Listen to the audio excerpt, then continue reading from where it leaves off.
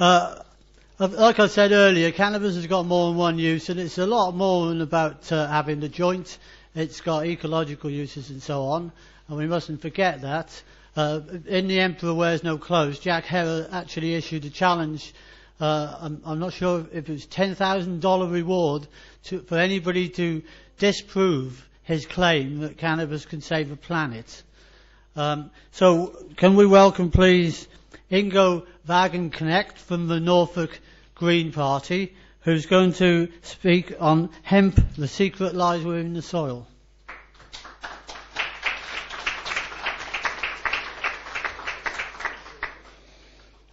Good afternoon, friends, fellow campaigners. I'm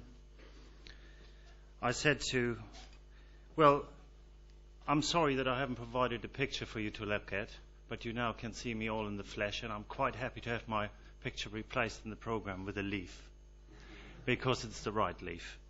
I want to talk about something which is one of the biggest problems on this earth today. We all have expected, and we are expecting more, the floods which happened in England, which are happening all over the world, the changes in weather pattern, the fact that we have interfered with our climate for far too long. Now, one of the biggest problems from changing weather and bigger storms is the fact of soil erosion. The soil which actually sustains everything we grow, from food to plants to trees and to life in the end, i.e. our metabolism, how we interchange our atmosphere, how everything works on this planet. So the soil is very important, and at the moment it's flying down our rivers at a rate of knots. The soil is not being kept where it belongs. We have got record amount of forests being cut down, and I want to focus today on one country where this is especially significant. This country is Bangladesh. Bangladesh is the home of the biggest river delta on earth, where the mighty Ganges, the Brahmaputra and the Meghna come together. An absolutely beautiful land, although it is very over-inhabited. It's got about 120 million people, plus or minus the odd 100,000 living there, twice as many as in Britain. Most of it is, 2/3 of the country is very, very low, and it's built up on the age-old silt of those three rivers. Now, I don't have to tell you what happens to low countries when the ice melts, when ice melts at an ever-rapid rate. So what we've got to do is we've got to keep our soil where it belongs. And this is where hemp comes in. Hemp is an amazing plant which grows on virtually very, very poor soils. But the root structure of hemp is something else. It is a filigrane root network which goes out horizontally and which has the ability within 6 to 8 weeks to bind the soil surrounding it to the extent of 2-3 foot. Now this is very important, especially when you talk about deforestations.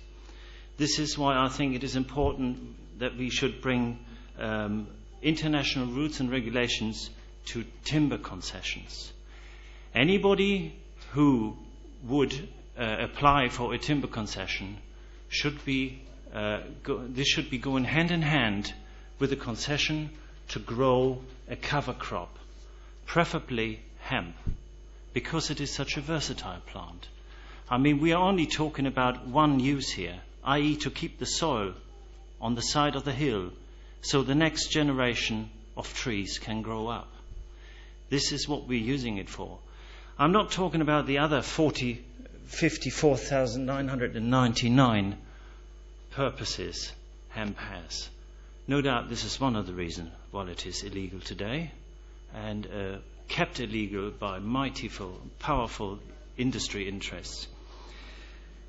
But this single purpose of keeping the soil where it belongs is something where I would like hemp to be used for. I would utilize the plant. I'm very much for legalization of cannabis. Our party is, but it's stuck in the midst of a policy writing problem, i.e. it only happens ever so often. The severe inequality in Bangladesh, the fact that all their electricity is arrived for by fossil fuel, 98% of electricity by fossil fuel. No country, no continent can sustain us taking out so much timber to generate electricity. So we have to regrow timber. We have to establish a cycle of growing timber and using timber in a sustainable way around the earth. And I would like to use hemp to keep the soil where it belongs, on the land, because of this amazing ability to keep the soil. We are not talking about that little bit up the top, although we all want to talk about it. It is the other uses of hemp which are totally under-argued. I think we should scream onto the roads. We have to tell people about what they can do with hemp. Most of the uses of hemp in the paper production, in the production of building materials, tough fibers, shoes, you name it, is environmental friendly.